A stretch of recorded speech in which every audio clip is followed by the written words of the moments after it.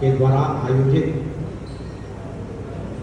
आज के इस कार्यक्रम में मंच पर उपस्थित माननीय जिला संघचालक श्रीमान राज बहादुर जी,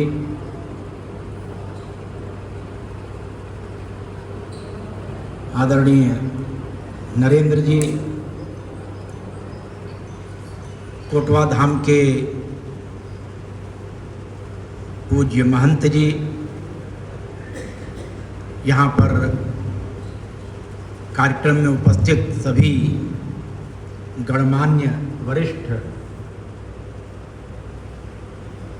नागरिक वृंद, माताएं और बहनें,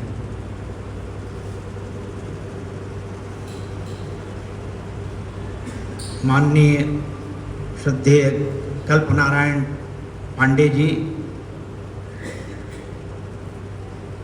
एक आदर्श स्वयंसेवक थे।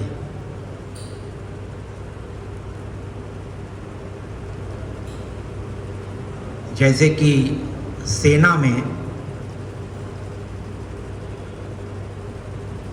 कोई किसी भी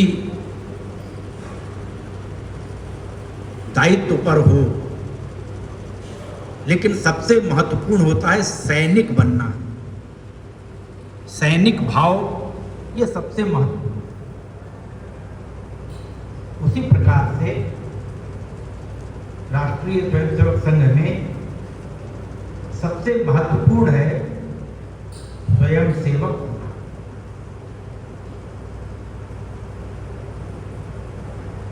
संघ ने पूरे देश भर में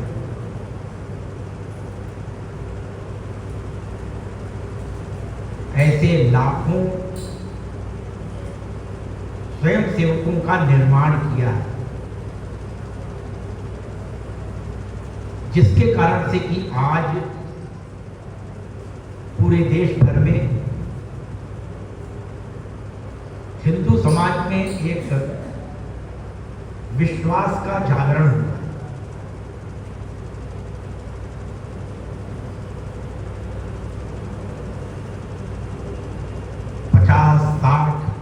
का जो दशक था वो बड़ा ही कठिन दशक था राष्ट्रीय स्वयंसेवक संघ के लिए।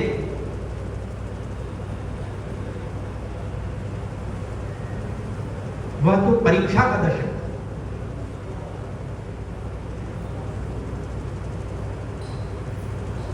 संघ पर से प्रतिबंध तो हट गया था 1949 में, लेकिन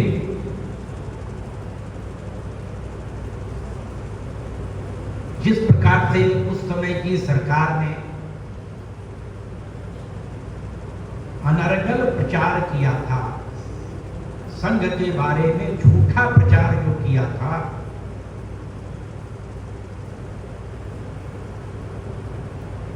वह गांव-गांव तक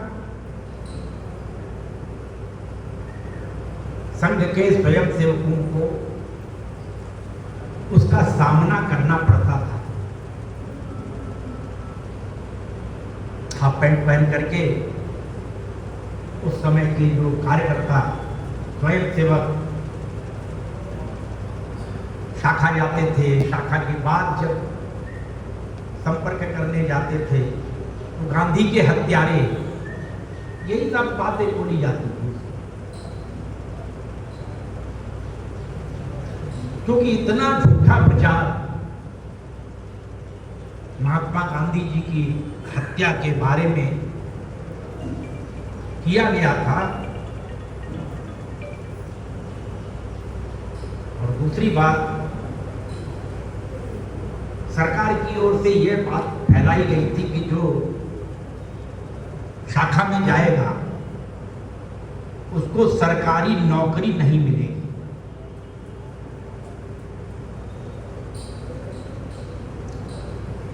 तो इसलिए भी लोग डरते थे, शाखा में जाएगा सरकारी नौकरी नहीं मिलेगी इसको। ये सब झूठे प्रचार, उनके बीच में अनेक प्रकार के शारीरिक प्रतिरोध, आक्रमण, ये भी स्थान स्थान पर होते थे। उन सबको झेलते हुए माननीय कल्पनारायण पांडे जी सरीखे स्वयं सेवकों ने जो त्याग, तपस्या, परिश्रम, एकांत निष्ठा, उसके आधार पर जो संघ का कार्य किया, उसके कारण से आज हम अनेक ऐसी बातें जो उस समय कल्पना लगती थी, उसको हम आज साकार देख रहे हैं। अयोध्या में बाबरी जो ढांचा था वो ढांचा ढह जाएगा, वहां एक मंदिर, भव्य मंदिर बनकर के तैयार होगा। ये वास्तविक में होगा क्या? हाँ, उस समय के लोगों के मन में ये बहुत पक्का विश्वास था, नहीं होगा, इसी आधार पर काम कर रहे थे। लेकिन समाज में लगता था कपोल कल्पित है, ये तो आकाश फूल है, आकाश से फूल तोड़ने की तरह। लेकिन उस समय के जो स्वयं सेवक थे, उन्होंने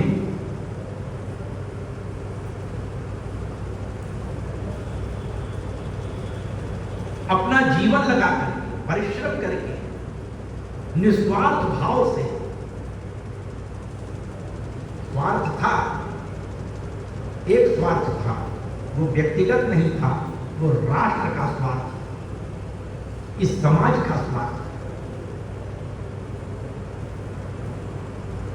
वो हमारा अपना है, ये हमारा काम है, ये हम अपना कार्य कर रहे हैं। इसलिए कल्पनारायण पांडे जी सरीखे स्वयं सेवकों का जीवन अगर कहा जाए तो वन लाइफ वन मिशन था। जीवन में जो एक संकल्प किया वो अटूट रहा। जब से स्वयं सेवक बने और जब अंतिम श्वास ली, तब तक वो संकल्प कभी भी टूटा नहीं, टिका नहीं, कमजोर नहीं पड़ा।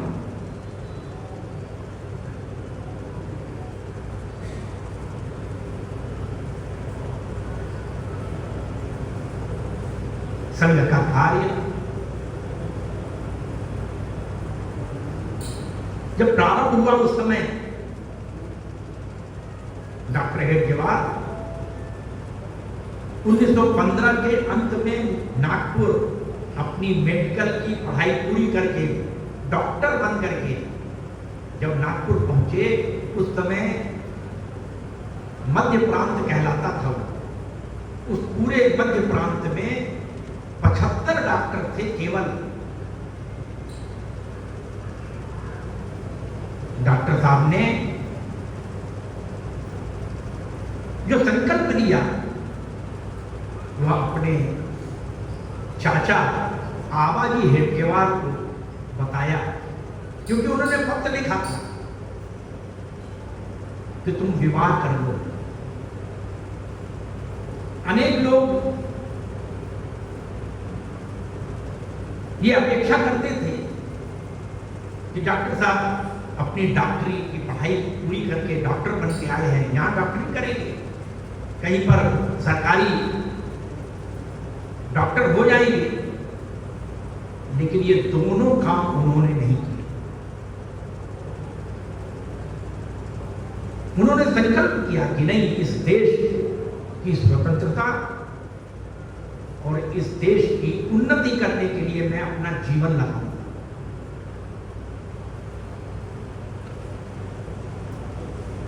1925 में जब नागपुर में संघ का कार्य प्रारंभ हुआ, शाखा लगना प्रारंभ हुई, तो कौन लोग आते थे शाखा में? मोहिते का बाड़ा, जहां आज संघ का मुख्यालय है नागपुर में, वो एक खंडहर था।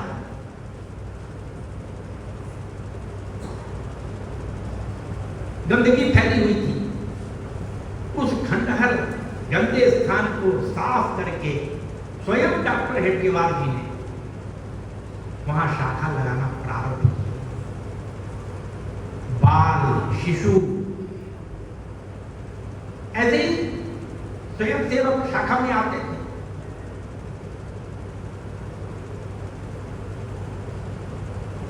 किसी भी कार्य के लिए उसके अलग अलग स्टेजेस होते हैं, अलग अलग अवस्थाएं आती हैं उस कार्य में। राष्ट्रीय स्वयंसेवक संघ का कार्य आज 100 वर्ष पूर्ण कर रहा है, लेकिन इस लंबी यात्रा में अनेक अवस्थाओं को संघ ने सफलतापूर्वक पार किया।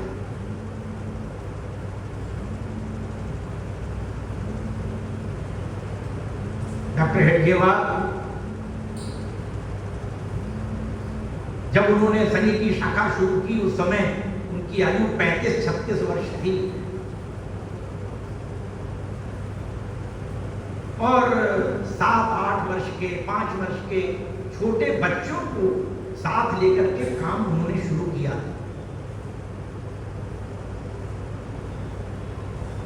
तो उस समय समाज में उपहास होता था, लोग हंसी करते थे, ये डॉक्टर ये बच्चों को लेकर के हिंदू संगठन करने चला है। जब संघ का कार्य शुरू किया था, उसके पहले डॉक्टर हेडगेवार एक क्रांतिकारी थे। बाद में वे कांग्रेस के एक बड़े नेता थे, बहुत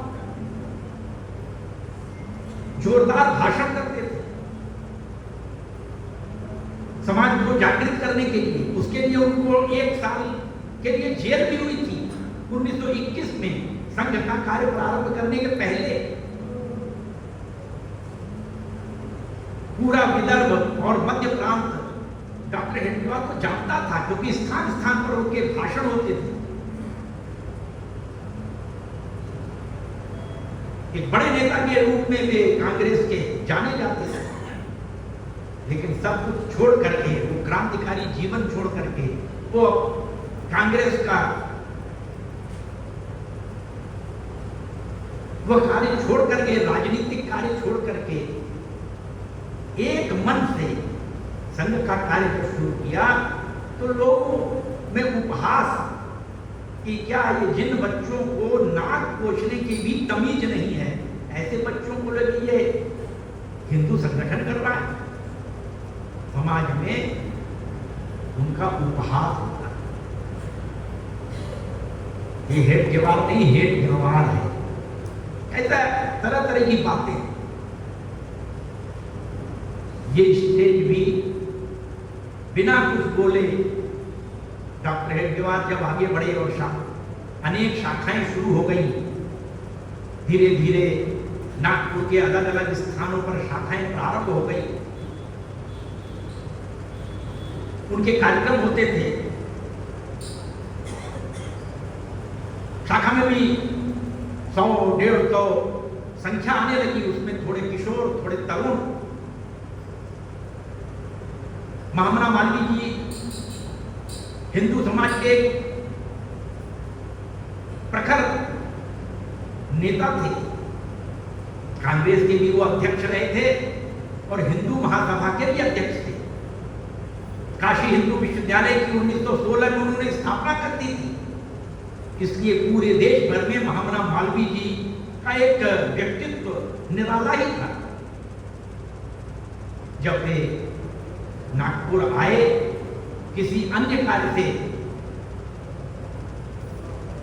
तो डॉक्टर हेडगेवार उनके पास गए और उन्होंने उनसे निवेदन किया कि आप हिंदू संगठन का जो कार्य चल रहा है आप कृपया उसमें आए। स्वीकार कर लिया उन्होंने, शाखा में आए और शाखा में आने के बाद वहां का जो दृश्य महामना मालवीय जी ने देखा तो प्रसन्न हो गए। 150-200 संख्या शाखा पर उपस्थित है, कहीं दंड का कार्यक्रम हो रहा है, कहीं खड्ग का कार्यक्रम हो रहा है। उस समय खड्ग अपने शारीरिक में था, कहीं पर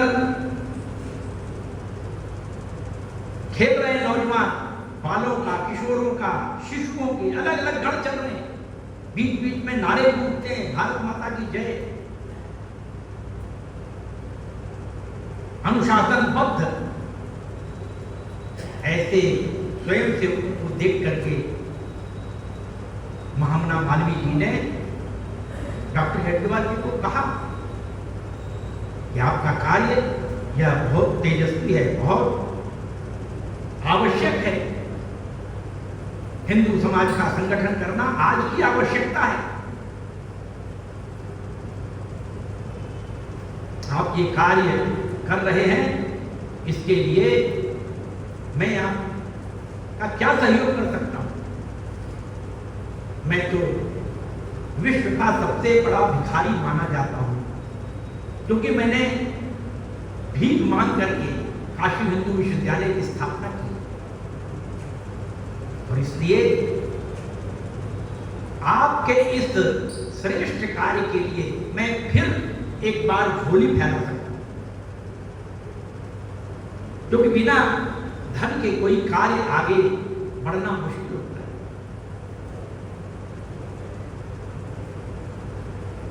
महामना मालवीय जी की बात सुन करके डॉक्टर हेडगेवार जी ने हाथ जोड़ करके उनको कहा बड़ी विनम्रता के साथ कि महामना, हमें धन की आवश्यकता नहीं है, हमें आपके आशीर्वाद की आवश्यकता है। महामना आश्चर्यचकित हो गए। उन्होंने कहा, मैं जहां भी जाता हूं लोग धन की मांग करते हैं, हमारा ये संस्था चल रही है, हमारा ये काम चल रहा है, इसमें धन की आवश्यकता है। आप ऐसे पहले व्यक्ति हमको मिले जो कह रहे हैं कि हमें धन की आवश्यकता नहीं है। आप तो विरले हैं। आपकी इन विशेषताओं को मैं जहां भी जाऊंगा वहां वर्णन करूंगा। तो संघ का कार्य धीरे धीरे धीरे करके उनकी अलग अलग शाखाएं मध्य प्रांत में, विदर्भ में, दूसरे दूसरे वर्धा में, अन्य जिलों में शाखाएं लगना शुरू हो गई।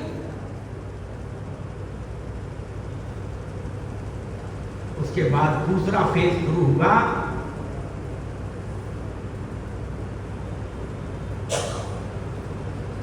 वह था उपेक्षा। ठीक है, कर रहे हैं, करने दो, कोई इसको भाव मत दो, कोई ठीक है कुछ कार्य कर रहे हैं, तो एक प्रकार से उपेक्षा की गई।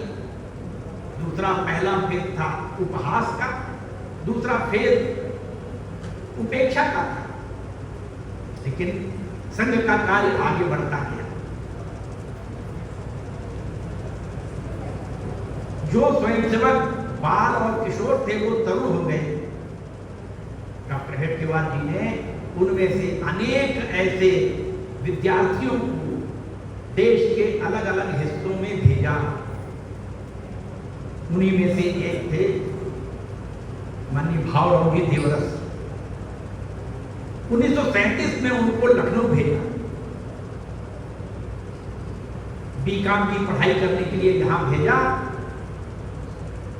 और उन्हीं भावराव जी देवरस ने उत्तर प्रदेश में संघ का बीजारोपण किया।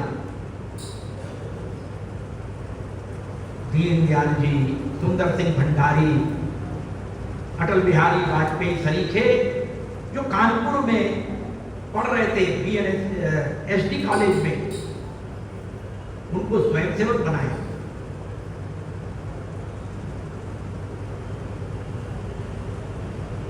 दक्षिण भारत में यादवराव जोशी को भेजा, जिन्होंने कि कर्नाटक में कार्य प्रारंभ किया और पूरे दक्षिण भारत में संघ का कार्य फैलाया। माधवराव मूले, उनको दिल्ली भेजा। ऐसे देश के विभिन्न हिस्सों में जो नौजवान थे, जो शाखा में जिन्होंने संस्कार प्राप्त किया था, उनको अलग अलग स्थानों पर भेजा। उस समय उनको प्रचारक नहीं कहा जाता, ये प्रचारक संज्ञा भी उस समय नहीं थी, लेकिन डॉक्टर हेडगेवार जी के मन में तो था, वो कल्पना थी। इसी आधार पर उन्होंने अपना जीवन सबके सामने रखा था। डॉक्टर हेडगेवार जी के जीवन से प्रेरणा लेकर के ऐसे जो नौजवान थे, वो नौजवान जिस क्षेत्र में गए उस क्षेत्र में पैर गड़ा करके खड़े हुए। एक बार गए तो वहां अलग अलग कठिनाइयां, विपरीत परिस्थितियां सब कुछ थी, लेकिन वहां से हटे नहीं। वहां पर जाने के बाद उन्होंने संघ का कार्य खड़ा किया। जब संघ का कार्य पूरे देश भर में तेज गति से आगे बढ़ा, उस समय जो तीसरा फेज था वो शुरू हो गया, वो था विरोध, संघ का विरोध।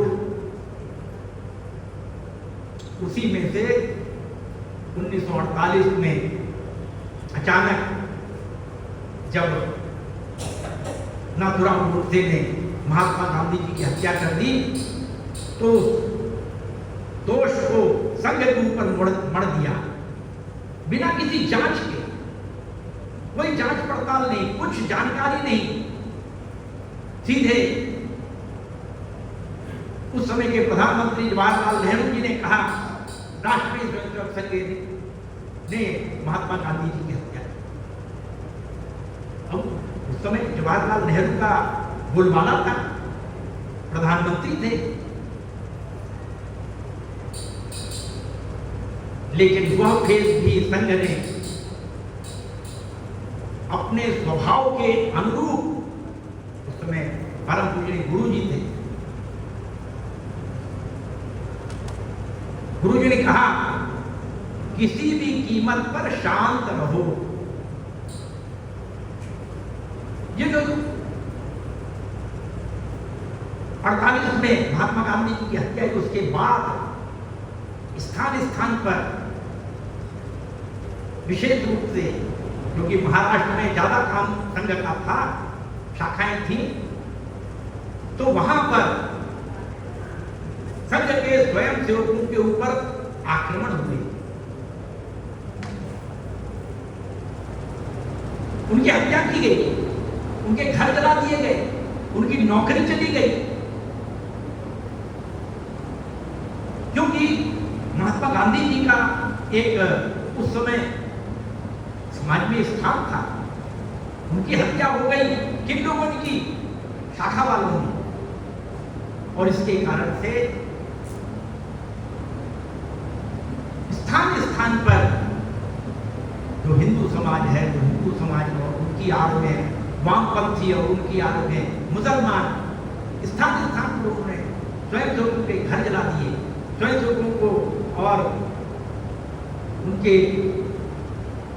हत्या की गई, नौकरी चली गई, सब प्रकार से प्रताड़ित किया।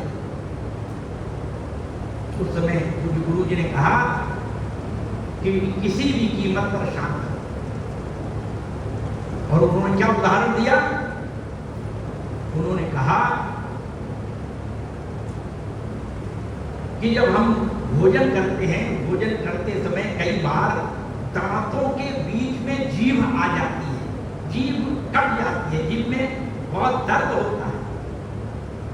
ऐसे समय क्या हम अपने दांत तोड़ देते हैं? क्या हम उसको सहन करते हैं?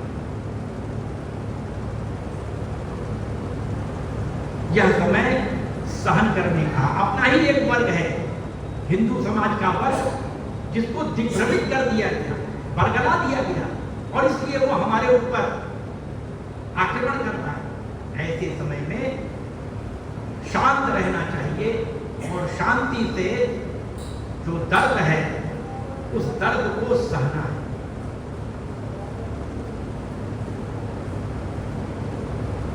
लगातार संघ का कार्य आगे बढ़ता गया, हम सब जानते हैं। परम पूज्य गुरु जी 33 वर्ष तक सरसंघ चालक रहे।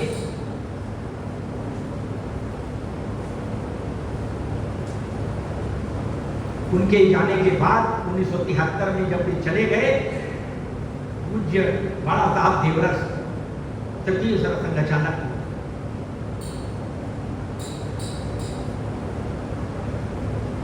उन्होंने समाज को एक दिशा दी। उनका एक भाषण 1974 में पूना के वसंत व्याख्यानमाला में ऐतिहासिक भाषण हुआ था। उसमें उन्होंने स्पष्ट रूप से कहा कि छुआछूत यदि पाप नहीं है तो दुनिया में कुछ भी पाप नहीं। समाज में जो व्याप्त ऊंच नीच छुआछूत, उसके खिलाफ बड़ा साहब देवरस ने कहा, संपूर्ण हिंदू समाज एक है, हम हिंदू समाज के अंग हैं, हमारी माँ भारत माता है, हम सब सहोदर भाई हैं, और इसलिए ये छुआछूत ये किसी भी कीमत पर सहन नहीं, इसको समाज से उखाड़ फेंकना चाहिए। ऐसा उन्होंने उस समय कहा। संघ में उस समय 3 बातें विशेष रूप से सबके सामने आती थी कि हमको संगठन का कार्य खड़ा करके अपने इस राष्ट्र की एकात्मता, अपने इस राष्ट्र के स्वाभिमान को जागृत करना है। इसके लिए क्या करना चाहिए? तो प्रतीक रूप में 3 बातें सामने रखते थे। पहला कि अयोध्या का भगवान राम का वह जन्म स्थान, वहां पर मंदिर बनना चाहिए, वो बाबरी ढांचा वो हटना चाहिए। दूसरा, जम्मू कश्मीर में जो धारा 370 बनी है, वो धारा 370 हटनी चाहिए। उसके कारण से जम्मू कश्मीर में अलग कानून है भारतवर्ष के अलावा। एक समय था कि जम्मू कश्मीर में वहां का एक अलग झंडा भी लगता था, इसलिए 2 झंडे लगते थे, भारत का तिरंगा झंडा और जम्मू कश्मीर का अलग एक झंडा होता। और इसलिए उस समय श्यामा प्रसाद मुखर्जी ने कहा, 2 निशान, 2 विधान, 2 प्रधान। वहां का जो मुख्यमंत्री होता था उसको कहा जाता था प्रधानमंत्री, मुख्यमंत्री नहीं, प्रधानमंत्री कहा जाता था। जम्मू कश्मीर के मुख्यमंत्री को शेख अब्दुल्ला जो था वो प्रधानमंत्री कहलाता था। इसलिए 3 बातें कही गई थी कि 2 निशान, 2 विधान और 2 प्रधान नहीं चलेंगे, एक होना चाहिए। ये भी एक असंभव बात लगती थी। जम्मू कश्मीर, जिसमें कश्मीर घाटी तो मुस्लिम बहुल है, ये होगा कैसे? ये असंभव कार्य है। लेकिन वह भी संकल्प देश भर के सब स्वयंसेवकों का था। और तीसरा था समान नागरिक संहिता, पूरे देश भर में लागू। किसी समाज को कोई विधान है, किसी को दूसरा विधान है, ऐसा क्यों है? हम इस देश के नागरिक हैं, सब पर एक कानून लागू होना चाहिए। आज अगर हम विचार करें तो उन विरोधों के बावजूद आगे बढ़ते बढ़ते हम इस स्थिति में आए। राम जन्मभूमि का आंदोलन 1984 में प्रारंभ हुआ। 2020 पहली कार सेवा हुई। जिसमें कि उस ढांचे के ऊपर जाकर के 1990 में वो ऊपर जाकर के झंडा फहराया गया। और दूसरी जब काल सेवा हुई 92 में, उस समय वो ढांचा समाप्त किया। अगर 92 में वो ढांचा नहीं समाप्त किया जाता तो शायद 2019 में जो सर्वसम्मति से सर्वोच्च न्यायालय ने निर्णय दिया वो निर्णय भी होना असंभव ही था। तो ढांचा हट गया, तो उसके स्थान पर क्या? तरह तरह के लोग प्रश्न कर रहे थे, तरह तरह के लोग सलाह दे रहे थे, तरह तरह की बातें करते थे। वहां एक स्कूल खोल देना चाहिए, वहां क्या करना चाहिए, तरह तरह की बात। किसी ने ऐसी चर्चा में कहा, दिल्ली में राजघाट के पास जो अनेक समाधियां हैं, कहीं जवाहरलाल नेहरू की, कहीं इंदिरा गांधी की, कहीं राजीव गांधी की, सबकी समाधियां हैं। 60-70 एकड़ में एक एक समाधि है। वहां क्यों नहीं बना देते भाई? इतनी जमीन फालतू पड़ी हुई है, वहां क्यों नहीं बना देते? लेकिन नहीं, राम जन्मभूमि पर वहां मंदिर क्यों नहीं बनेगा?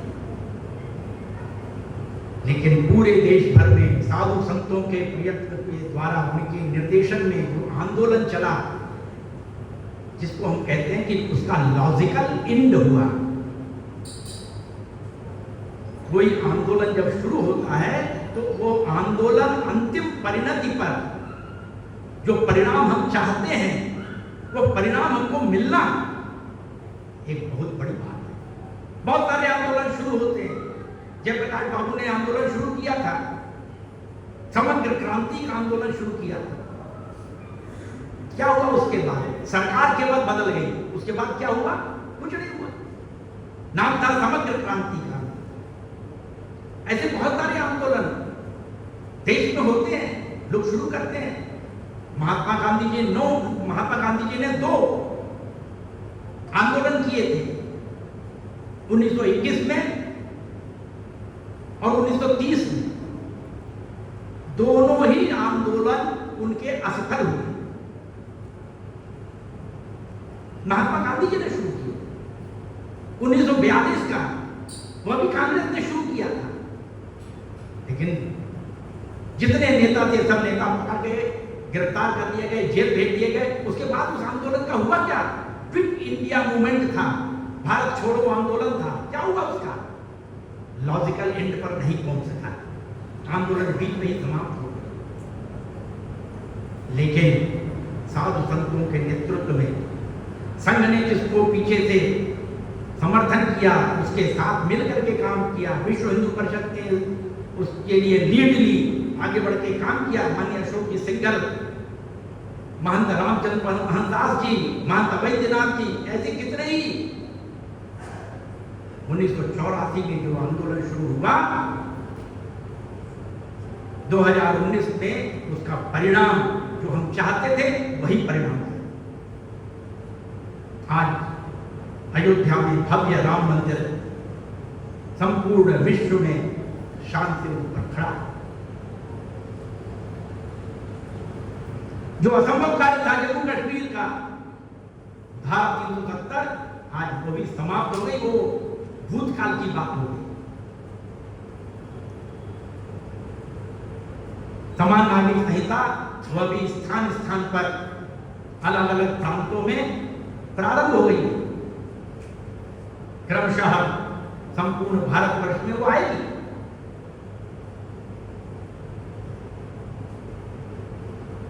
तो संघ का जो कार्य है, वह संघ का कार्य ऐसे तेजस्वी कल्पना नारायण पांडे जी सरीखे पूरे भारतवर्ष में जो स्वयं सेवक हैं, जिन्होंने वन लाइफ वन मिशन, वो गृहस्थी थे, लेकिन गृहस्थी चलाना उनका जीवन का उद्देश्य नहीं था। संघ का कार्य करना, राष्ट्र का कार्य करना, यही जीवन का उद्देश्य था। पूज्य रज्जू भैया कहा करते थे नौजवानों से कि प्रचारक निकलो, और अगर प्रचारक नहीं निकल सकते तो अध्यापक बनो। वो उसको प्रोत्साहित करते थे, क्योंकि वे खुद अध्यापक थे, प्रोफेसर थे इलाहाबाद विश्वविद्यालय में, और वो जानते थे कि प्रोफेसर होता है, अध्यापक है, किसी भी प्राइमरी से लेकर के विश्वविद्यालय तक का अध्यापक वह अपने विद्यालय के छात्रों का एक मॉडल होता है, आदर्श होता है। उसको ही जब तक देखते हैं, अगर अच्छा अध्यापक है तो उसको आदर्श रूप में मानते हैं सब छात्र। जिसका जीवन समर्पित है, संकल्पित है, जो अपना कार्य, अध्यापक का कार्य बहुत त्याग के साथ, योग्यता के साथ करता है, ऐसा अध्यापक सभी छात्रों के लिए एक आदर्श होता है। जो अध्यापक है वो अपनी कक्षा में भी सब्जेक्ट के साथ साथ विषय पढ़ाता है, अंग्रेजी पढ़ा रहा है, गणित पढ़ा रहा है, लेकिन इस विषय को पढ़ाते पढ़ाते देशभक्ति भी पढ़ाता है, अपने इस देश के बारे में बताता है, अपने समाज के बारे में बताता है। 4 बातें अध्यापक वह अपनी कक्षा में अपने विषय को पढ़ाते पढ़ाते वो बताता है, और उनकी कक्षाओं में जो विद्यार्थी है केवल विषय ही नहीं पढ़ते, वो देश पढ़ते हैं, समाज पढ़ते हैं, हमारा कर्तव्य क्या है ये पढ़ते हैं। अध्यापक, उसका सम्मान सभी जगह समाज में होता है। किसी गांव में चला जाए अध्यापक, गुरुजी आए हैं, गुरुजी हैं, उनका कितना सम्मान होता है। वो जो बात कहते हैं सब लोग उनकी बात को सुनते हैं, और इसलिए गुरुजी के नाते से जो सम्मान है, जो प्यार है, वो अध्यापक को मिलता है। इसलिए रज्जू भैया कहते थे कि अध्यापक बन करके तुम देशभक्त लोगों को तैयार कर सकते हो, पढ़ाओगे अपने स्कूल में, कॉलेज में, वहां पर उस पढ़ाई के साथ साथ इस देश के बारे में, अपने समाज के बारे में, अपने कर्तव्य के बारे में पढ़ा सकते हो। और अध्यापक को अगर वो ट्यूशन नहीं करता तो बहुत समय उसके पास होता है समाज में कार्य करने का। देवरिया में काशी विश्वविद्यालय से पढ़े हुए एक, उन्होंने उस समय इतिहास में एमए किया था, नर्मदेश्वर सिंह जी थे। देवरिया में उन्होंने पूरे देवरिया जिले के जितने इंटर कॉलेज हैं, हाई स्कूल है, उनके अध्यापकों को स्वयंसेवक बनाया, और उसके आधार पर पूरे देवरिया में उस समय आज से 50-60 साल पहले 100 से अधिक शाखाएं देवरिया जिले में थी, गांव-गांव में शाखाएं, और उस जिले में एक भी प्रचारक नहीं था। कहते हमको प्रचारक की आवश्यकता नहीं। वो खुद इतना समय देते थे, उनके अध्यापक, उनके अन्य जो स्वयंसेवक कार्यकर्ता, वो इतना समय देते थे, भ्रमण करते थे, प्रवास करते थे पूरे जिले भर का, साइकिल से, उस समय मोटरसाइकिल कहां थी, साइकिल से प्रवास करते थे, पूरे जिले में शाखाओं की बहार थी। इसलिए रज्जुड़िया कहते थे, आदरणीय करुणानंद पांडे जी इसी प्रकार के एक आदर्श अध्यापक थे। अभी बताया अनेक लोग, वो केवल विषय नहीं पढ़ाते थे, विषय के साथ वो समाज, देश, उसको भी पढ़ाते। ये महत्वपूर्ण है। जीवन में केवल पैसा कमाना महत्वपूर्ण नहीं है, हमारा जीवन उसके आगे का है। अपने इस देश के लिए काम करना, अपने इस समाज के लिए काम करना, स्वयं की उन्नति करना, उसका लाभ समाज को मिलना चाहिए। आज राष्ट्रीय स्वयंसेवक संघ का जो कार्य पूरे देश भर में चल रहा है, जो चौथा फेज है, जो चौथी अवस्था है, वह है अनुकूलता की। आज चारों तरफ अनुकूलता है, कहीं विरोध नहीं है। बंगाल में थोड़ा बहुत राजनीतिक विरोध है, लेकिन स्वयं वहां भी काम अच्छी तरह से कर रहे हैं, दमदारी से कर रहे हैं। आज अनुकूलता का ये जो समय है, इस अनुकूलता के समय में कार्य को और तेज गति से हम कैसे बढ़ा सकते हैं, इस पर विचार करना चाहिए। कई बार हमको लगता है कि आज राजनीतिक एक बदल हुआ है, चाहे केंद्र में हो चाहे प्रांत में हो। अनेक प्रांतों में संघ के अनुकूल शासन प्रशासन है, तो बहुत सारे लोग आते हैं, आ रहे हैं, शाखा में भी आते हैं, कार्यक्रमों में भी आते हैं, वो हमारे सफल होते हैं। तो उनको पुराने जनता कई बार करते हैं, आजकल तो हाँ बहुत सारे ऐसे बहुत लोग आ रहे हैं। लेकिन विचार करिए कि जिस समय विरोध था, जिस समय अनुकूलता नहीं थी, उस समय हम बहुत सारे लोगों को हम बुलाते नहीं थे क्या? हम चाहते थे कि हमारी शाखा में आए, ज्यादा से ज्यादा लोग आए, ये तो हम चाहते थे। इसलिए हम गांव-गांव, शहर में हम गली-गली घूम करके बुला करके लाते थे। अलग-अलग रुचि प्रकृति के थे। क्या वे सब लोग निस्वार्थी लोग थे क्या? उस समय निस्वार्थ था। परंतु डॉक्टर साहब की एक जीवनी है, डॉक्टर हेडगेवार चली, तो उसमें डॉक्टर साहब की जीवनी में लिखा है कि शाखा में एक वकील साहब आते थे। अब वो वकील साहब जो शाखा में आने लगे, क्योंकि उनकी 2 पुत्रियां थी विवाह योग्य, तो उन्होंने देखा कि शाखा में बहुत नौजवान आते हैं, तो अच्छा है कोई न कोई हमारी बेटियों के अनुकूल कोई वर मिल जाएगा। इस लालच में, इस स्वार्थ में वो आते थे शाखा में। तो स्वार्थ उस समय नहीं था, ऐसा नहीं है, स्वार्थ तो था, आज भी है।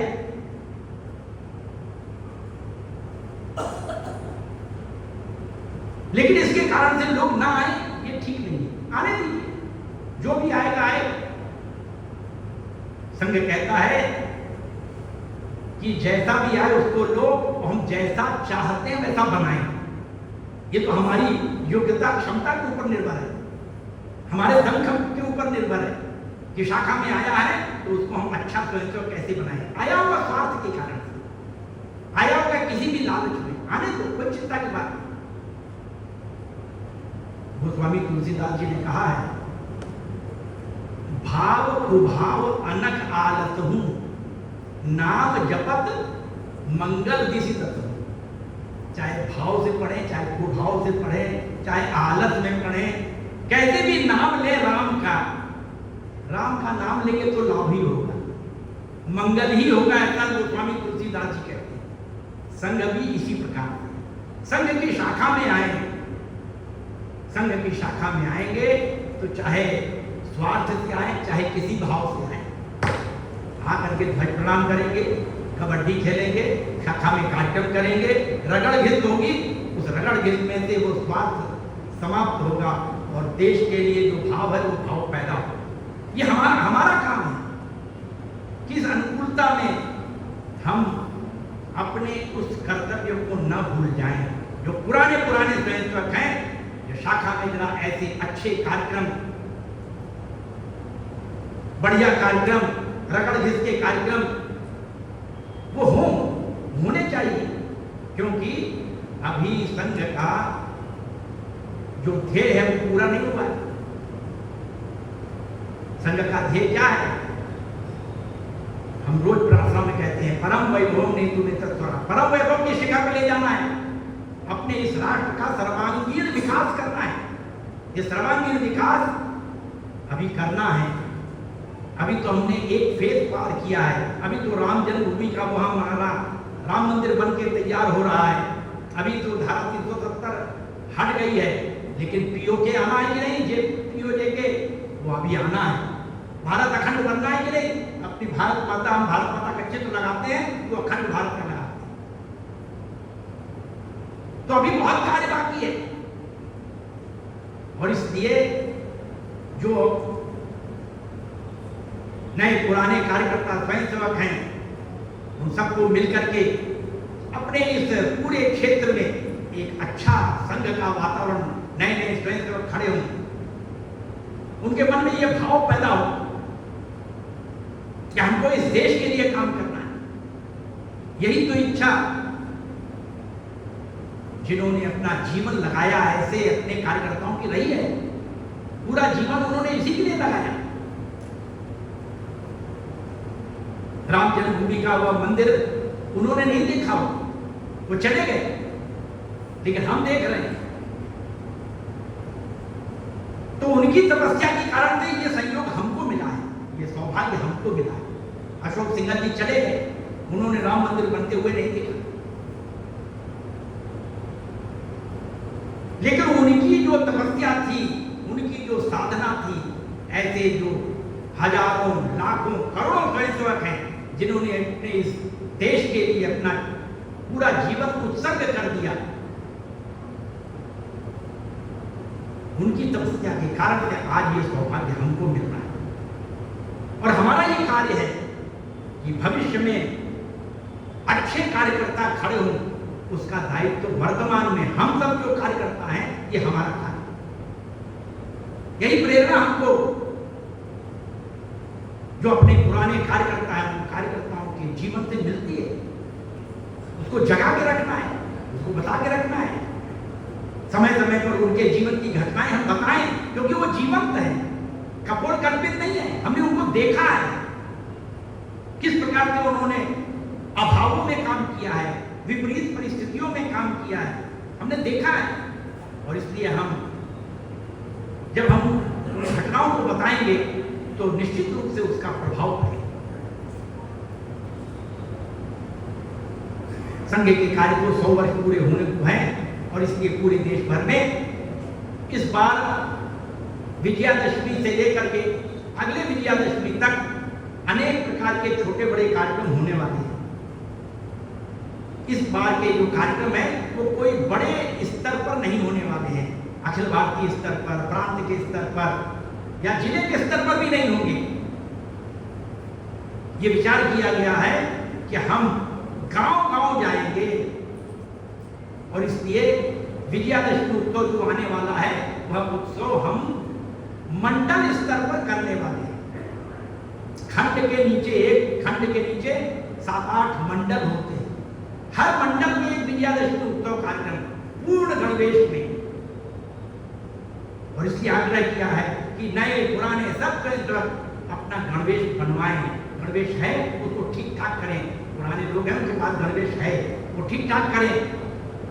जो नए लोग हैं उनका गणवेश बने, उनको प्रेरित करें। गणवेश में कार्यक्रम बाद में फिर तरुण स्वयंसेवकों का पथ संचलन होगा। तो ये मंडल स्तर पर, छोटे स्तर पर हिंदू सम्मेलन करना है जिसमें संपूर्ण सकल हिंदू समाज, महिला पुरुष सब आने वाले हैं। सभी मत पंथ संप्रदाय के संपूर्ण हिंदू समाज को इकट्ठा करेंगे हम, और वो इस मंडल स्तर पर, नगरीय क्षेत्र में बस्ती स्तर पर ऐसा हिंदू सम्मेलन हम करेंगे स्थान स्थान पर, जिससे कि संपूर्ण समाज को हम जोड़ सकें। एक कार्यक्रम है घर घर संपर्क। हमने पहले भी संपर्क किया है। पूरे देश भर में 7 लाख गांव हैं।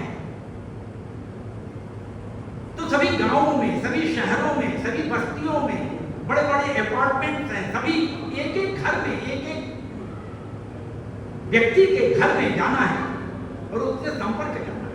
एक व्यापक संपर्क अभियान ये लगभग 20 दिन का चलने वाला है। तो इस प्रकार के छोटे बड़े विकेंद्रित होकर के मंडल स्तर के ऐसे कार्यक्रम चलने वाले हैं, उसमें हम अपना योगदान करें। आज पूरे देश भर के संपूर्ण हिंदू समाज को, चाहे वह जनजाति समाज हो जो कि जंगल में रहता है, वनों में रहता है, चाहे पर्वतीय क्षेत्र में रहने वाला हो, रेगिस्तान में रहने वाला हो, शहर में रहने वाला हो, गांव में रहने वाला हो, कोई छूटना नहीं चाहिए, ये कल्पना है। और इसलिए पूरे वर्ष भर इस प्रकार के अनेक कार्यक्रम विकेंद्रित स्तर पर चलने वाले हैं। उसमें हम सब अच्छी शक्ति लगाकर, समय लगाकर उसमें हमको जुटना होगा, लगेगी। ये एक ऐतिहासिक अवसर है, संघ के 100 वर्ष हो रहे।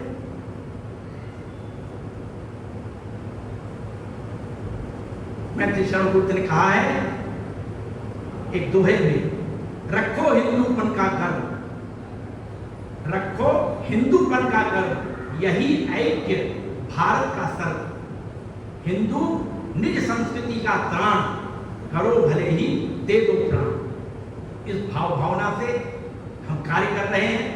अपना जीवन, अपना मन, अपना तन मन हम सब लगा करके इस देश की उन्नति के लिए, भारत माता की जय के लिए हम काम कर रहे हैं। वह हमारा जो अभियान है, हमारा जो संकल्प है, हमारा जो मन का भाव है, वह अच्छी प्रकार से आगे बढ़े। ऐसा ही सबसे निवेदन करता हुआ अपने वाणी को विराम दूंगा। धन्यवाद।